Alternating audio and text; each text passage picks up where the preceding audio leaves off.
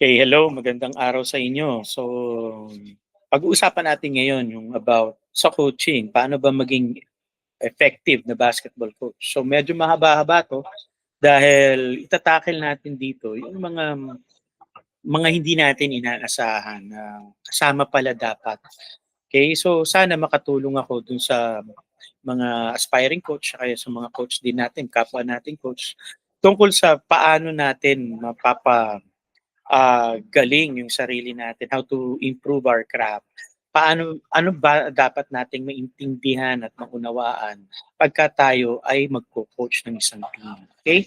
So, nung college tayo, meron tayong subject na understanding the self, 'di ba? Yung UTS, okay? So, yung UTS na yan, understanding the self, it is a very um, capable tool na magkaroon pagka tayo ay magha-handle ng isang team, whether it's basketball or kahit na anong sports team. Okay, kung mapapansin natin, merong maraming mga successful teams ngayon sa colleges, sa UAP, NCAA, na ASCO, yan. So bakit pa sila palagi perennial title contender at yung mga iba emerging power ngayon, bakit bakit lumalakas sila? Patuloy silang lumalakas, okay? So meron yang kasing yung mga coaches diyan, yung mga staff, hindi lang basta-basta yan mag-e-X and O. Hindi lang yan tuturo kung paano tayo manalo, hindi yan magtuturo kung paano tayo magkaroon ng trophy, hindi. Okay? Kumbaga, it all boils down to player development. And player development is rooted on character development. Hindi ka makakapag-develop ng player, hindi made-develop ang player mo kung yung character niya ay hindi pang developing para sa player.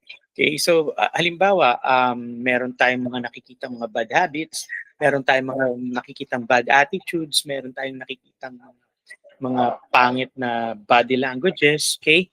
So, yun ang pag-uusapan natin ngayon. So, paano ba talaga mag-coach? Ano ba talaga yung magiging tools na kailangan natin magkaroon to be an effective basketball coach? Okay?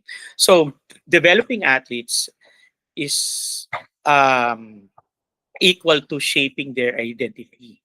Okay? So, point number one, coaching as self-development. Yan mo kailangan nating unahin. Okay? Hindi mo dapat turuan kagad yan mag-dribble, magaling mag-dribble. Madali lang yan eh. So, yes, magagamit niya yan. Wow, elite dribbler yan. Wow, elite shooter yan. Napaka-shooter niya. Pero, once na nasa loob na yan, nasa isang basketball team na yan, hindi lang doon natatapos. Hindi lang yung kagalingan yung mag-dribble, hindi lang yung kagalingan yung mag-big man moves, hindi lang yung kagalingan yung kahusay niyang mag-shoot. Yung kailangan niyang dalhin pagdating dun sa loob. Meron kang ituturo dyan, meron kang i-impart dyan. Nang sa ganun, maging magaling na player siya at the same time maging mabuting player siya doon sa basketball team niya, fit na fit siya. And that and because of that, magkakaroon ka ng tinatawag na winning culture or yung culture na gusto natin talaga, bakit tayo nag-coach? Yung manalo. Okay? So, coaching is self-development. So, there are three powerful tools. Kumbaga, yung sports coaching is not only about skills and competition. It is a powerful tool for shaping three things for the players. Number one, self-concept. Number two, self-esteem. And number three, self-discipline. Okay, yung self-concept, ang ibig sabihin niya, kailangan matutunan ng mga players ninyo through you how athletes see themselves. Yung meron ka like this one time nung nakaraan lang nakaliliga lang namin. Isang athlete, super athlete, napakagaling. Okay. So he sees himself as siguro baka hero ng team na yun, siya yung pinakamagaling ng team na yun. But then again, yung galing niya do sa team, yung the way he approach his game, the way he approach the team as a team, parang hindrance eh. Hindi nakakatulong dun sa team. So, yung self-concept, ano ba ang awareness mo? Ano ba yung nakikita mo sa sarili mo? Yun ang kailangan mong ituro doon sa mga athlete. Ano yung nakikita mo sa sarili mo na magiging magaling na player ka, the same time mabuting player ka, at the same time makakatulong ka doon sa hinahangad yung goal. So, how athletes see themselves, yan yung self-concept na tinatawag. So, paano ka makakatulong? Yun lang palagi. Kailangan pagka magko-coach kayo, palagi nyo sasabihin sa kanila, i-impart nyo sa kanila, palagi embedded to dapat sa character nila. How can you help your teammates? How can you help the team? Then, how can you help yourself to grow as a team? Makakatulong ka doon sa pamilya mo. Okay? And then number 2, self-esteem, confidence and worth. So maraming mga players na nawawalan ng kumpiyansa. Ang galing nila nung una. Marami akong mga nakausap ng mga player na, hindi ka naman ganyan maglaro dati ah. Pero ganyan na sila ngayon. Parang imbis na tumaas, umangat yung level ng game, bumaba pa. Nawalan ng confidence yung bata, yung player. Okay, so tayo bilang coach, hindi tayo, wala na, pangit na yung laro nito, tanggalin na natin yan. Hindi. Kaya ka nga nag-coach eh. Kaya ka nag-coach. So ibalik mo yung kumpiyansa niya. So yun ang coaching. Self-esteem, confidence and worth. Ano yung worth niya? Ano yung confidence niya? Kailangan maibalik natin. Okay, kung wala pa siya, noon kailangan malagyan natin. Yun ang coaching. Okay, hindi yung nagko-coach ka lang. Kasi kung ang mindset mo ay manalo, talaga tatanggalin mo 'yan. Makakasira 'yan. Pero ang mindset mo sa coaching ay is to mentor, to coach, to make your to develop your players. Yun, doon papasok yung pinaka long term na may impart mo sa team at saka sa mga players. Okay? Number 3, self-discipline. Control, effort, and consistency. Yan yung 3 components ng discipline na kailangan nating i-impart sa mga players natin. So kailangan meron tayong knowledge. How to teach control. How to teach, you can teach effort eh. Kumbaga, how to motivate them to give an effort, and then how to make them consistent dun sa gusto nating marating nila. Okay, so yung self-discipline, big sabihin, hindi lang to yung dapat di kayo magpupuyat, dapat di kayo umiinom, dapat di kayo maninigarilyo, hindi yan yun, hindi lang yan yun. Okay, ang ibig sabihin yan na magtuturo ka ng self-discipline sa kanila, sila na mismo yung makakaisip na kailangan kong mag-extra work, pangit yung shooting ko, hindi ako magaling mag mid-range, so I need to work on that. So andyan papasok yan, yung self-discipline. Nauunawaan nila, meron silang self-awareness na kailangan nilang mag-improve on certain facets of the game or dun sa game mismo as a whole. Okay, so a coach strongly influences how an athlete understands who they are and who they can be. So powerful talaga ang isang coach. Hindi lang yan basta-basta magko-coach, sisisigaw sa sideline, magtatatawag ng hand signals, magsisignal, sisisigaw ng code just to win, no? You need to teach. Yan. Actually, ako nahirapan ako eh. I for one. Nahirapan ako sa pagko-coach ng grassroots. Nag-umpisa kasi ako sa coaching. Mataas kagad eh. Dun, yun siguro yung parang mga isa sa mga sayang yung hinayang ko. Nagsimula kagad ako sa college coaching. Dapat nag-start pala talaga ako sa grassroots. Kaya medyo nahihirapan ako sa transition ng gusto kong manalo palagi, competitive ako eh. And then yung player development, kakalimutan ko na. Yung hindi ko na nabibigyan ng pansin. Dapat yun ang munang bigyan natin ng pansin. Yung player development, character development, bago tayo magturo ng mga essentials, immediate X and O's, tactics to win. Hindi. Ang pinaka-immediate talaga ay yung character development at player development kasi foundational yan. Magtuturo ka ng player. Kumbaga parang teaching yan. So, mabuti na lang nakapagturo ako kahit papaano. So naiintindihan ko na hindi sa grade 1 hindi mo pwedeng ituro kaagad yung calculus eh. Hindi pwede. Sa grade 1 hindi ka pwedeng magturo ng chemistry. Hindi. So kailangan maaring maunawaan nila pagka sinulat mo yung mga points na pwede makakasagot sila. Pero long term, mahihirapan sila eh. So gradual dapat yung pag-abante ng player. So babase natin dun sa teaching talaga, hindi as a coach. Okay? So number 2, physical self. So eto na, dito na papasok yung katawan, yung body. Okay? So natural, ang uunahin mo diyan, foundational dun sa physical self is building the player's strength, endurance, and coordination. When we say coordination, yung hand-eye coordination, leg to eye coordination, yung pagsalo ng bola, pag-catch, lahat yan eh. Hand-eye coordination, lahat. And then yung strength, natural, muscular strength yan. Ibig sabihin, force yan eh. When we say strength, force, gaano ka ka-forceful. When we say endurance, how can you hold that force in a period of time? Okay, naka-athletic stance ka, naka-defensive stance ka. Endurance yan, mag-endure ka talaga for the whole game, naka-stay low ka eh. Okay, halos 90% of the game dumidepensa ka dapat. So, yan yung build muna natin para sa physical self. Okay? So, strength, endurance, and coordination. And then, papasok na dyan yung body awareness, yung limit, at saka yung recovery. So, ano ibig sabihin nito? Kailangan maintindihan ng players ninyo, maituro mo sa players ninyo yung pangangailangan ng katawan nila, yung limit lang ng katawan nila, and how they can recover.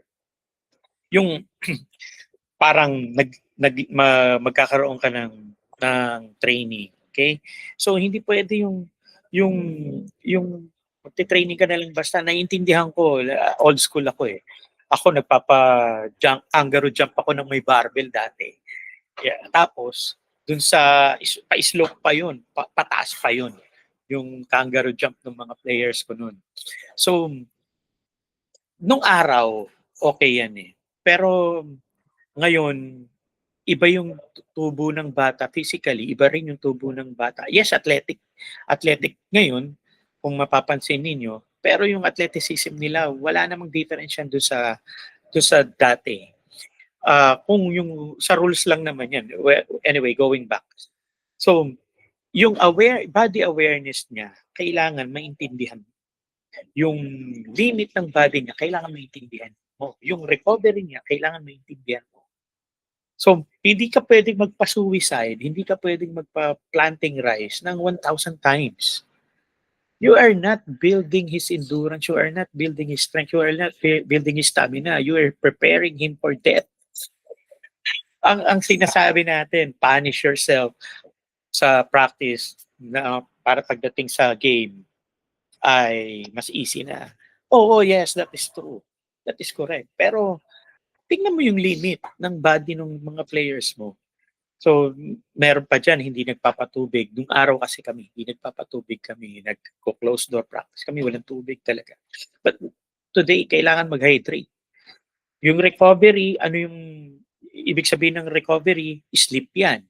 Ibig sabihin ng recovery, food yan, nutrients yan. So, ituturo mo yun sa mga players mo. Yung oras ng tulog mo, ilang oras dapat ang tulog mo, ano dapat mong kainin to recover, yan. So, yan yung mga aspeto ng coaching na talagang kailangan yung maintindihan. Bago talaga kayo mag-coach, kailangan maipaliwanag nyo sa mga players ninyo, maituro nyo sa mga players, ma-impart nyo sa mga players ninyo, yung body awareness, limits, and recovery. Okay? Next, teaching proper conditioning promotes respect for the body kasi.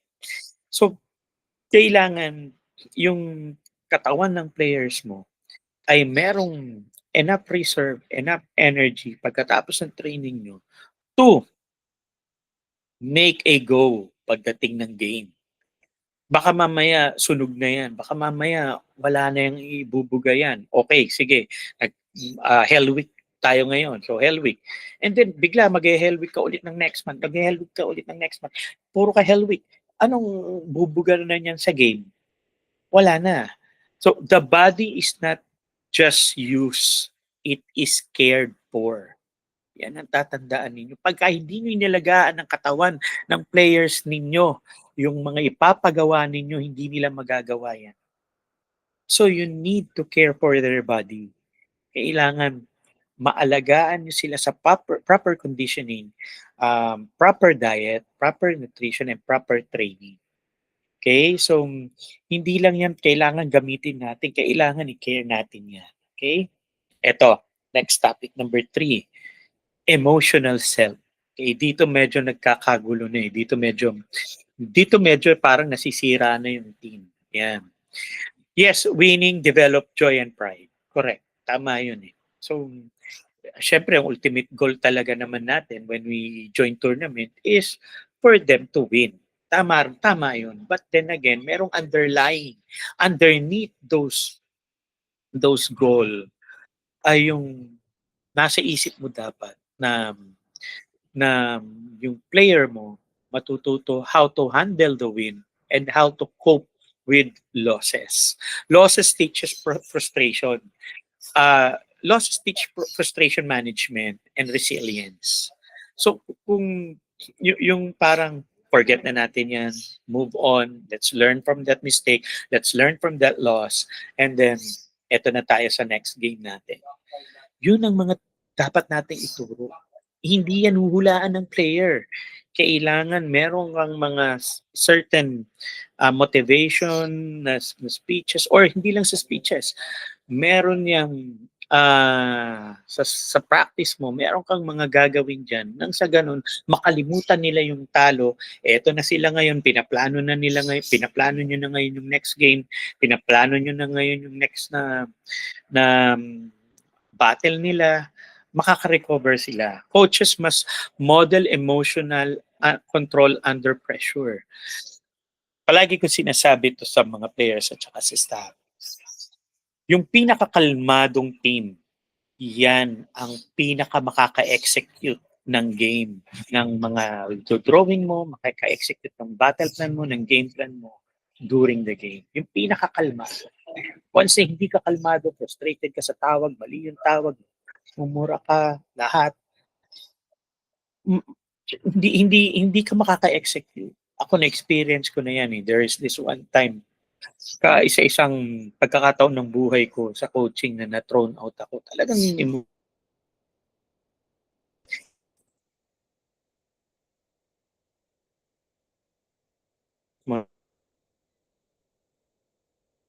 chaos, kalmado.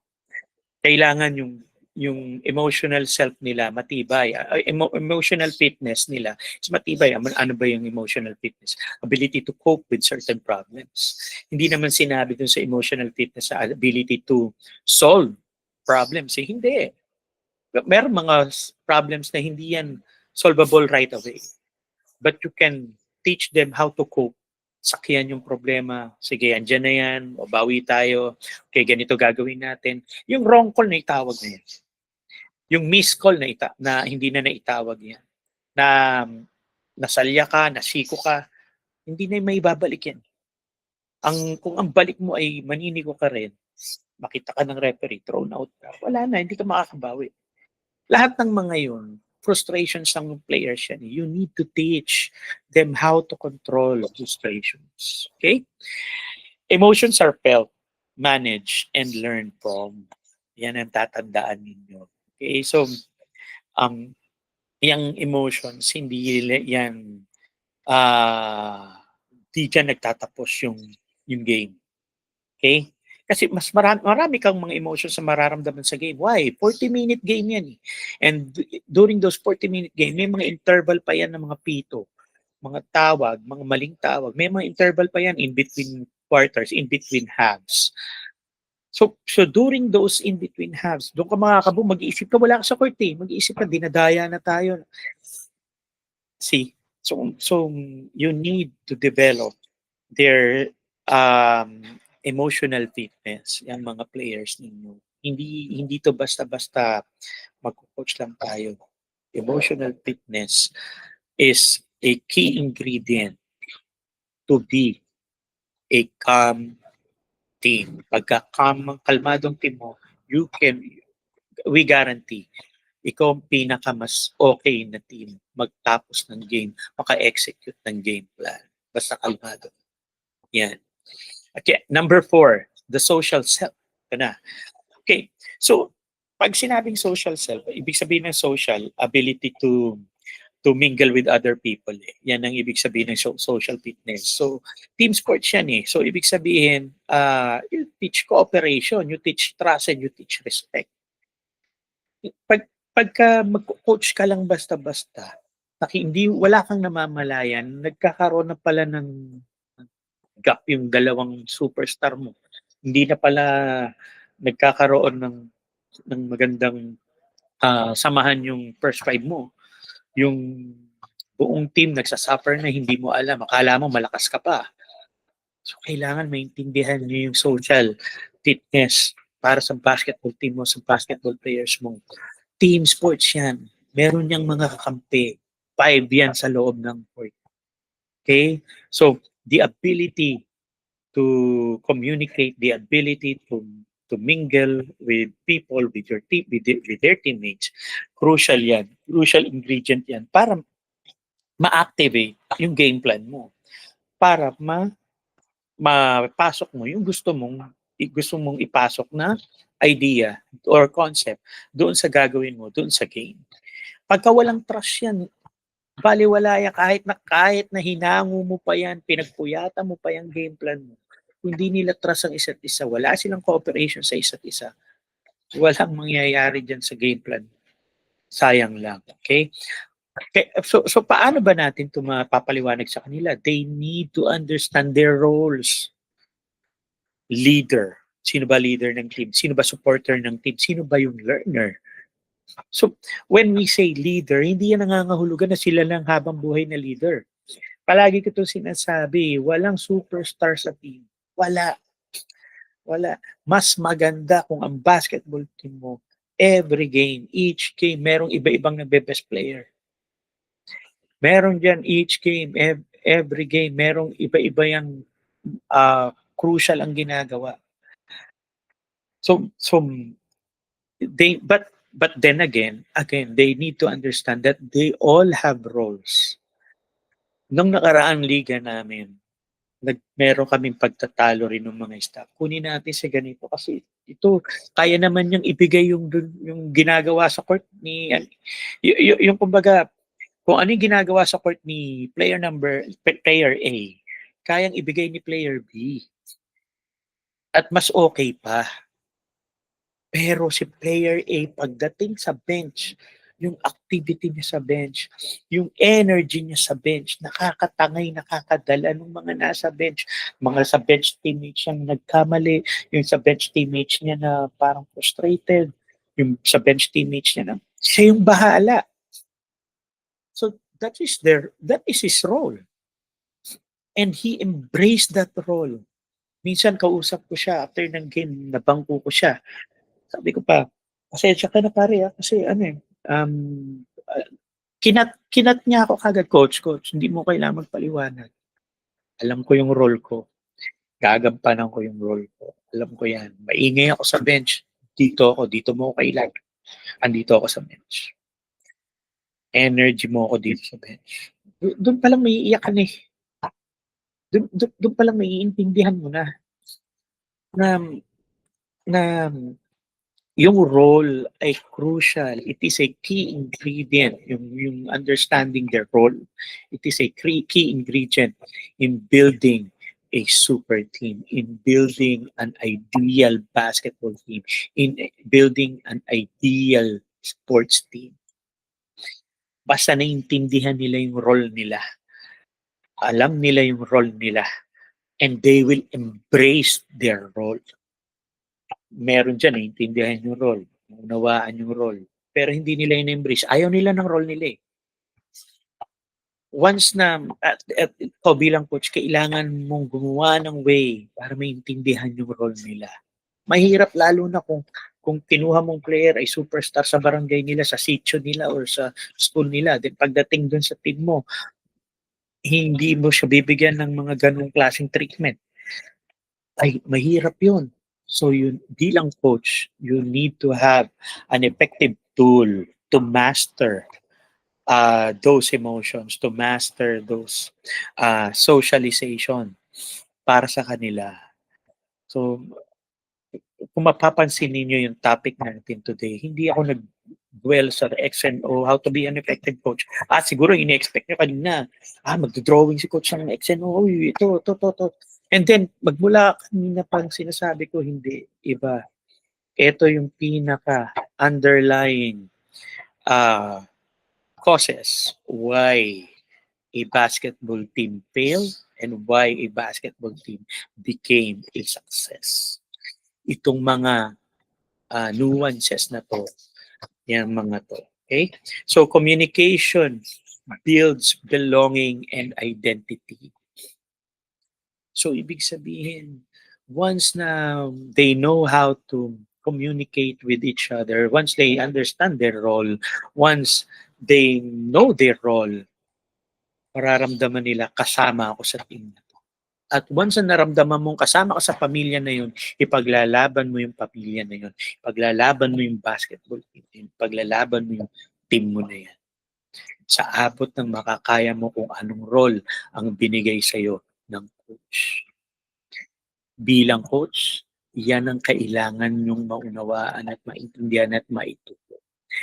This self is shaped through relationships. Totoo yan. This self is shaped through relationships. Hindi mabubuo ang karakter mo, hindi mabubuo ang kagalingan mo, hindi mabubuo ang identity mo sa pamamagitan ng ikaw lang. Hindi totoo yan na sarili mo lang kaya mong bumuo ng isang identity. Hindi. It's through relationship with other people, through relationship with your opponent, relationship with your teammates, relationship with your coaches, relationship of the coaches to the players. Doon mabubuo ang character mo, ang identity. Okay? Next, the moral self. Ayan na, character formation na. So ito yung medyo masalimuot na parte ng coaching natin. Okay? Through coaching, athletes learn fair play and honesty, respect for rules and authority, accountability for actions. Dito medyo lumilisya-lisya na tayo, coaches. Meron tayong mga pupuning players, alam nating overage.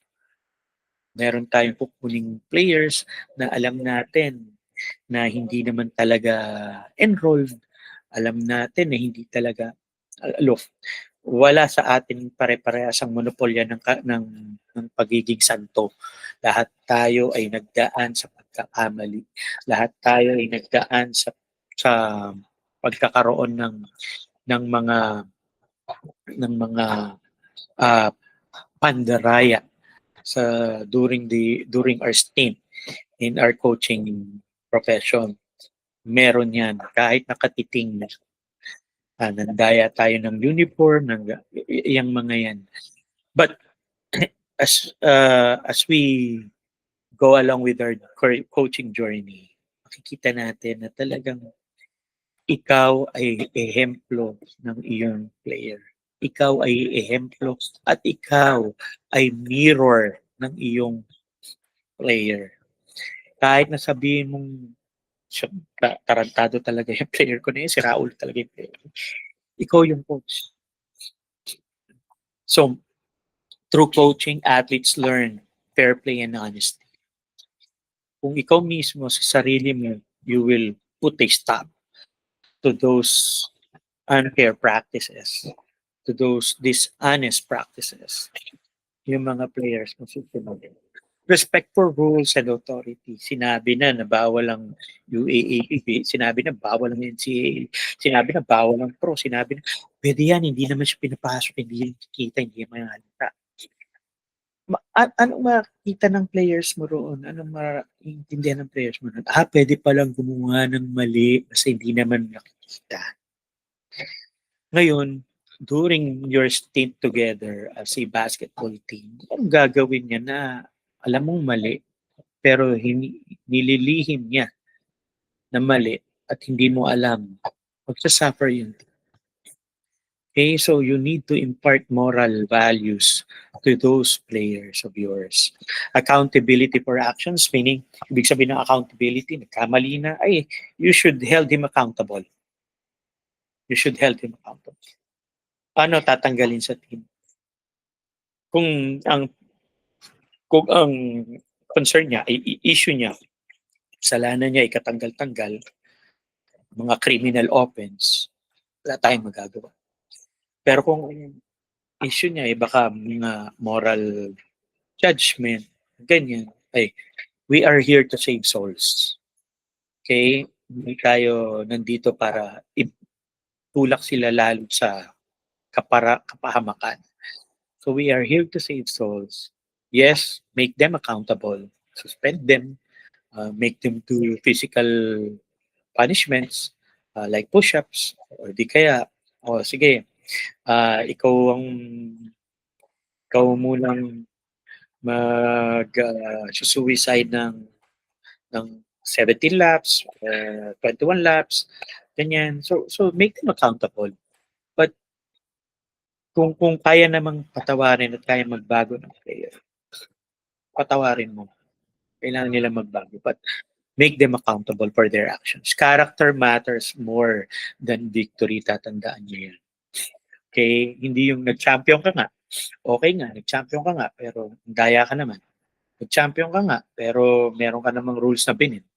Champion ka nga, pero mahugot naman players mo.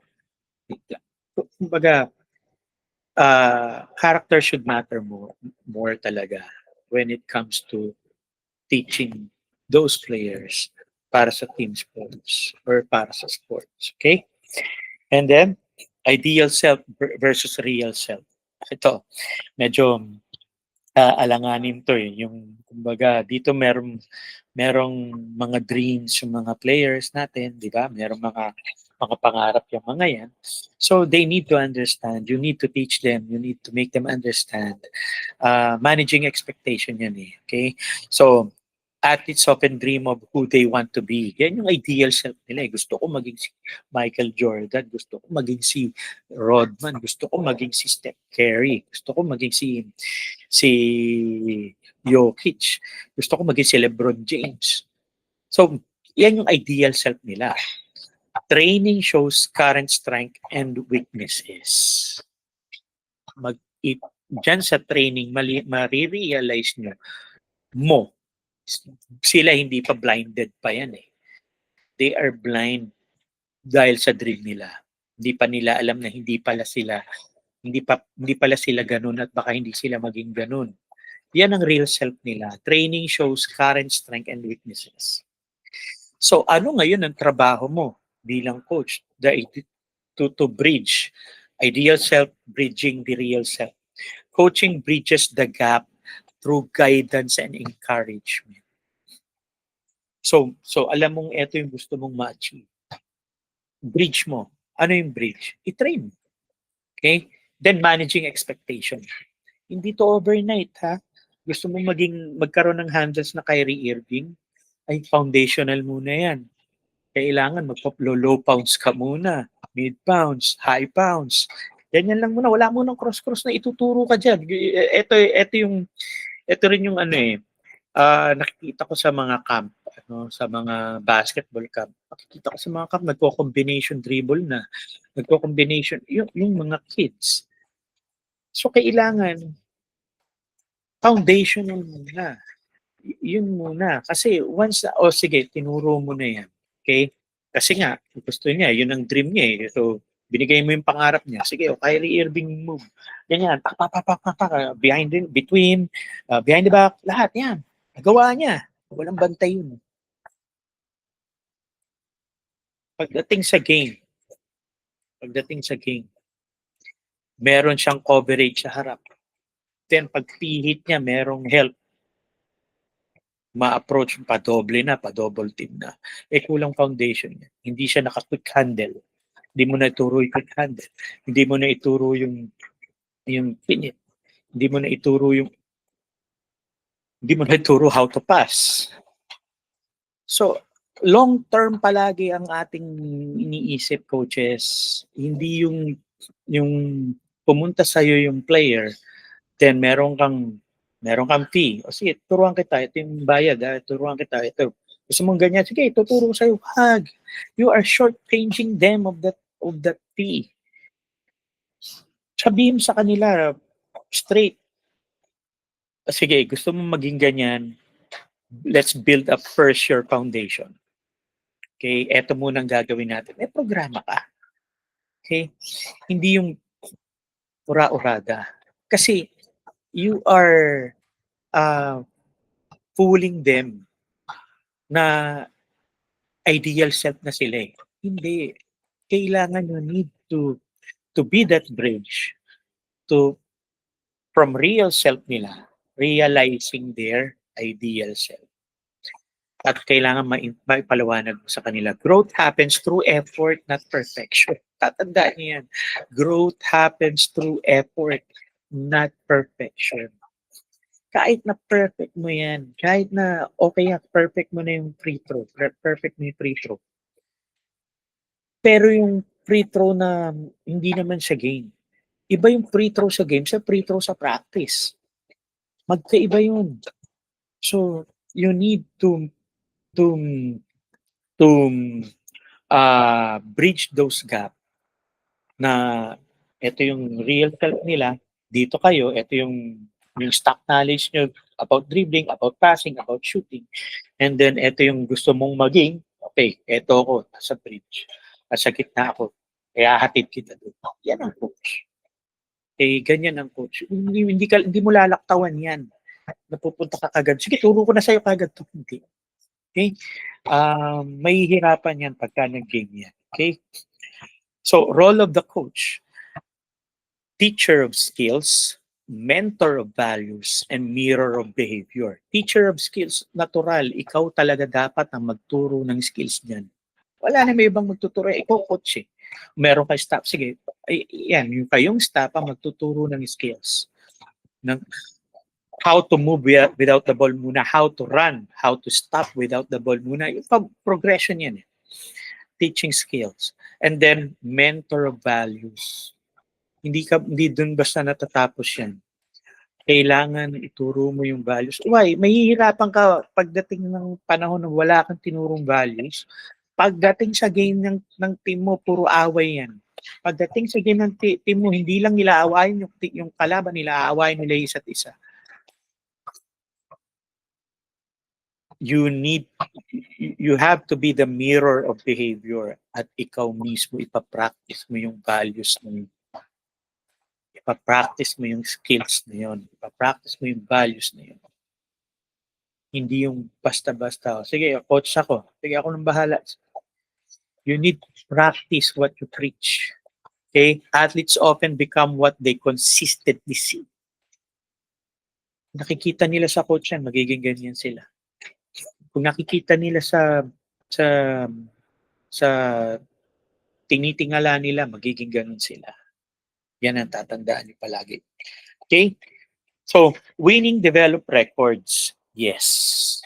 Good coaching develops people. And developing people is much more important than those records. Records, darating yan. Winning, darating yan. At tuloy-tuloy yan at consistent yan kung makaka-develop ka ng tamang people. That is coaching. Yan ang kailangan nyo maintindihan sa coaching. Hindi yung nag-aral ka na pag-aralan mo yung Zoom action, napag-aralan mo yung Princeton, napag-aralan mo yung 5 out, napag-aralan mo yung DDM actions, napag-aralan mo yung triangle, sa defense, napag-aralan mo yung Princeton, yung J right 1-2-2 press, napag-aralan mo yung diamond press, napag-aralan mo yung double fist, napag-aralan mo yung 5 in a box, napag-aralan mo yung kung ano. Hindi doon lang nakakaon ang coaching. Ang coaching ay malalim, magtuturo ka.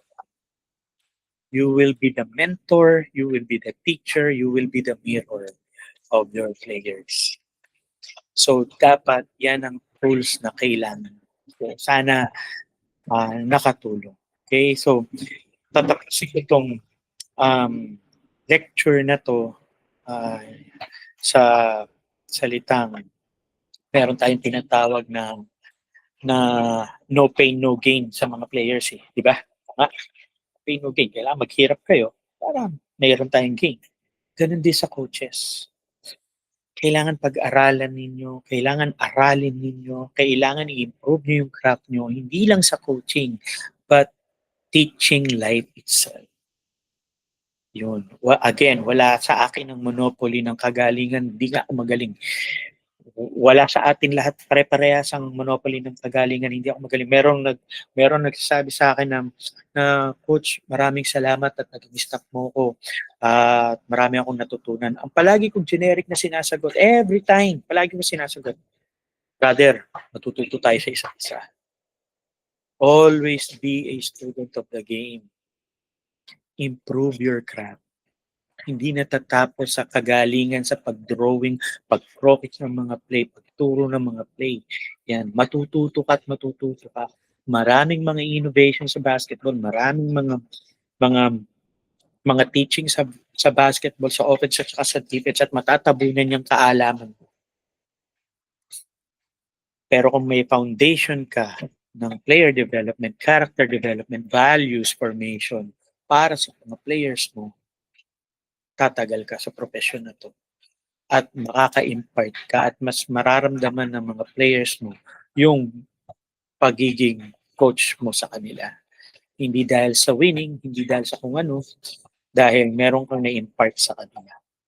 So, yan ang coaching. Those are the tools that you need to have in order for you to be an effective basketball coach. Okay? So, sana kahit paano nakatulong tayo. Okay? Maraming salamat.